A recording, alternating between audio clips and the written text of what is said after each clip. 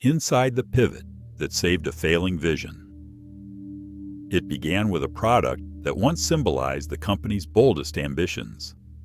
A product meant to redefine its category, win new markets, and signal a future built on innovation. But somewhere along the way, that vision fractured. Sales slowed, enthusiasm faded, and what was once a flagship initiative became an awkward reminder of promises the company could no longer fulfill. To understand why this story matters now, we have to return to the moment when the product's decline stopped being a rumor and became an undeniable crisis. Feedback from customers revealed a pattern the company had tried to ignore. The product didn't fit their needs anymore.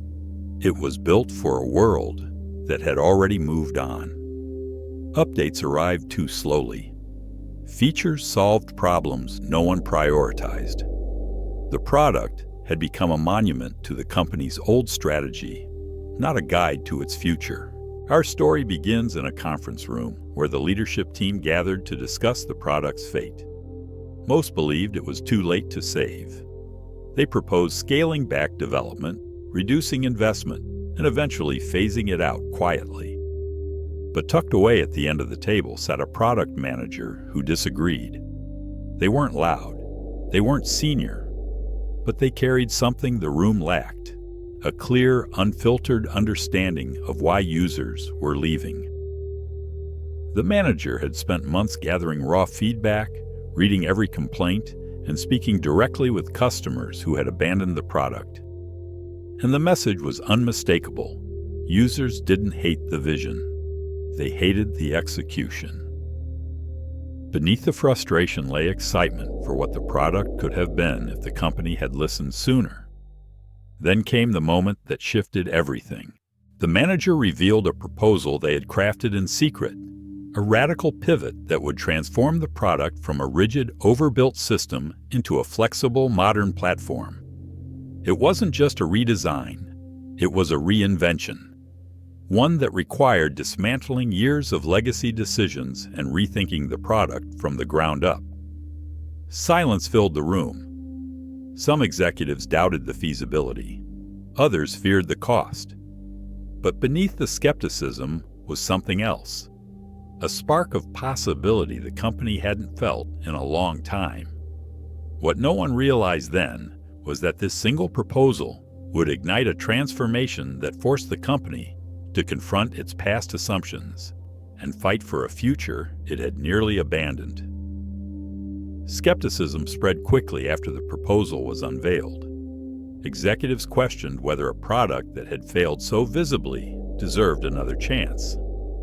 Some argued the market had moved on, that pouring resources into a struggling initiative would only delay the inevitable.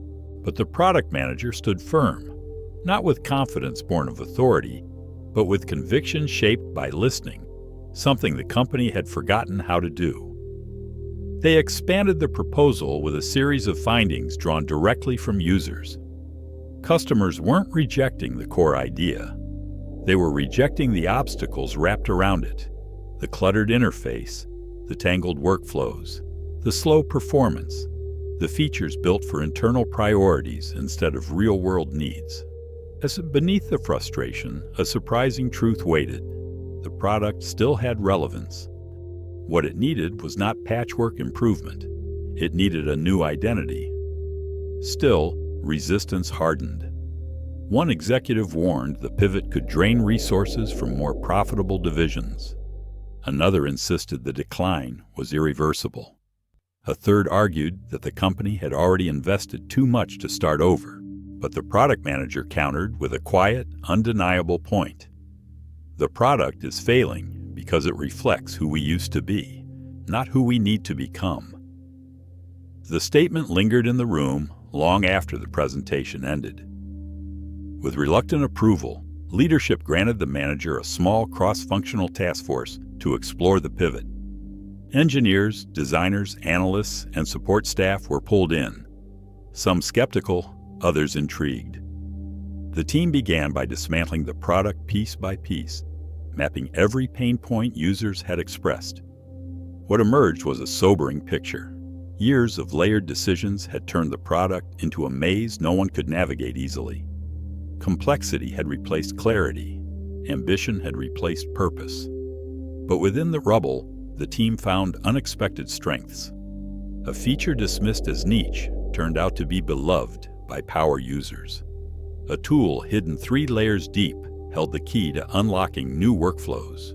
Data logs revealed patterns that pointed to use cases the company had never officially supported, but were quietly thriving. The pivot wasn't a blank slate.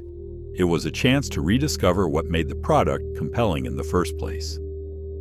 As days turned into weeks, the team built an early prototype of the reimagined platform. It was rough, incomplete, lacking polish, but it captured something the old product had lost: fluidity. The prototype responded to users instead of forcing them into rigid pathways. It simplified what had once felt overwhelming. It aligned with the pace of the modern world rather than the assumptions of the past. When the first internal demo took place, the room was divided. Some saw promise, others saw disruption. But no one could deny the prototype was closer to what customers genuinely wanted. Then came the first real test. A small group of longtime users, people who had nearly abandoned the product, were invited to try the new version. Their feedback was immediate and emotional. They didn't simply like it. They felt the company had finally heard them. They recognized the product they had once believed in. The reactions rippled back to leadership. The pivot was no longer an abstract idea. It was a glimpse of a possible future. But the path ahead was still perilous. Transforming the prototype into a full-scale product would require tearing down legacy structures the company had protected for years. And not everyone was ready to let go of the old vision, no matter how clearly it was failing. The first wave of user feedback ignited a level of urgency the company hadn't felt in years. At last, there was proof the pivot could work. Proof that customers still believed in the product's potential. But inside the headquarters, belief alone wasn't enough. To turn the prototype into a full-scale solution, the company would have to confront the very systems that had caused the product to fail in the first place. The moment the pivot moved from exploration to execution, the resistance intensified. Legacy teams feared their work would be discarded. Managers worried the new approach would expose years of misguided priorities. Departments accustomed to predictable routines bristled at the idea of rebuilding workflows from scratch. The product manager found themselves navigating not just technical challenges, but a maze of political tension woven deep into the company's culture. The first clash erupted between engineering and operations. The engineering team wanted to rewrite the most fragile components, systems that had slowed development for years. Operations pushed back, insisting the company couldn't risk destabilizing the infrastructure that supported millions of active users. Each side held valid concerns. Each side also held on to old assumptions that no longer aligned with the company's new direction. The product manager stepped in, not with authority, but with clarity. They proposed a hybrid path, preserve the core systems temporarily while building a lighter, more flexible infrastructure in parallel. It would take longer. It would be messier. But it would allow the company to evolve without collapsing under its own weight. Slowly, both teams agreed. It was the first small victory in a long series of battles. Meanwhile, the prototype continued to evolve. Designers refined the interface, stripping away clutter that had once been considered valuable. Analysts mapped real user journeys instead of imagined ones. Support teams highlighted patterns that had never made it into strategic discussions. The product was no longer being designed from the top down. It was being shaped from the ground up. But the deeper the transformation went, the more the old product revealed its secrets. Hidden dependencies surfaced. Deprecated code triggered unexpected failures. Entire features existed solely to support decisions made years ago by executives who were no longer with the company. Each discovery forced the team to confront how far the organization had drifted from its users and how urgently it needed to realign. The breaking point arrived during a closed-door leadership review. A senior executive, frustrated by the slow pace of progress, demanded the pivot be scaled back. "It's too ambitious," they argued, "too risky. The old product is good enough for now." The room froze. Good enough had been the mindset that led the company into decline.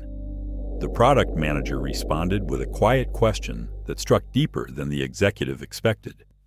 "If good enough is why our users left, why would they ever come back?" The room fell silent.